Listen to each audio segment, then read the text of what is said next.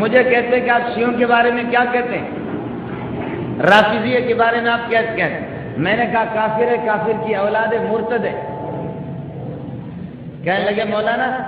کیوں مرتد ہے؟ میں نے کہا ابو بکر کو مرتد سمجھتے، عمر کو مرتد سمجھتے، عثمان کو مرتد سمجھتے، دیگر صحابہ کو مرتد سمجھتے، عائشہ پر تہمت لگاتے، قرآن کی تحریف کے قائل ہے، کہتے خدا جھوٹ بولتا ہے، تقیہ کرتے، زنا کو حلال سمجھتے، ان کے جتنے بھی حرامی وہ سارے کے سارے سید ہیں۔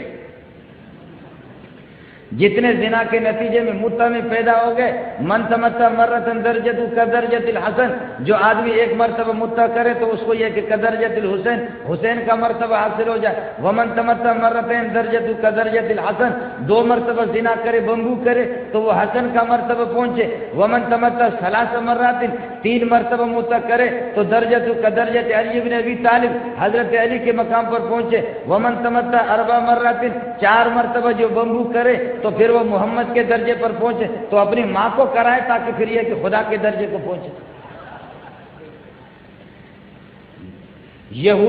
یہودی زنا کرتے ہیں لیکن زنا کو جائز نہیں سمجھتے۔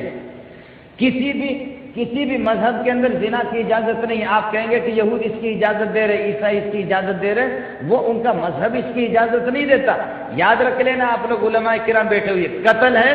سود ہے، زنا ہے۔ قتل، سود، زنا، یہ تین چیزیں ان کی جو حرمت ہے، حرمت عقلی ہے، اور حرمت عقلی جو چیزیں عقلاً حرام ہوتی ہے وہ کسی خاص شریعت کے ساتھ ان کی حرمت خاص نہیں ہوتی، وہ ہر شریعت کے اندر وہ اسی طرح حرام ہوتی ہے۔ آدم علیہ السلام کے زمانے سے لے کر کے اس طریقے پر زنا ہو، شراب زنا ہو، اور اسی طریقے پر ربا ہو، اور اسی طریقے پر اللہ آپ کا بھلا کرے کیا ہے یعنی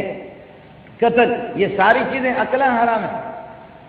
یہودیوں کا مذہب زنا کی اجازت نہیں دے رہا، عیسائیوں کا مذہب اس کی اجازت نہیں دے رہا، قادیانیوں کا مذہب بھی اس کی اجازت نہیں دے رہا۔ یہ ایک ہی خاص مذہب ہے کہ جس کے اندر ہکڑو دک ہنبو تب وہ حسین جو مرتبہ، بدک ہنبو تو وہ حسن جو درجو، ٹرے ہنبو تو پھر یہ ہے کہ اور تو گدے والا اپنے اندر گھسیڑ دو مرتبہ تمہارا اور ہو جائے گا۔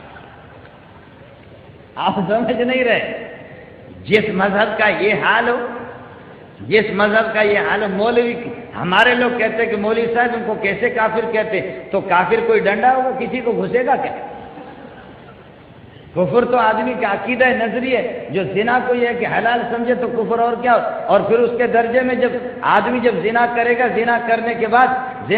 کے بعد جب غسل کرے گا، غسل کرنے سے جب وہ قطرات وہ پانی کے اس کے جسم سے گریں گے، ایک ایک قطرے پر 70,000 فرشتے اس کے لیے دعا کریں گے،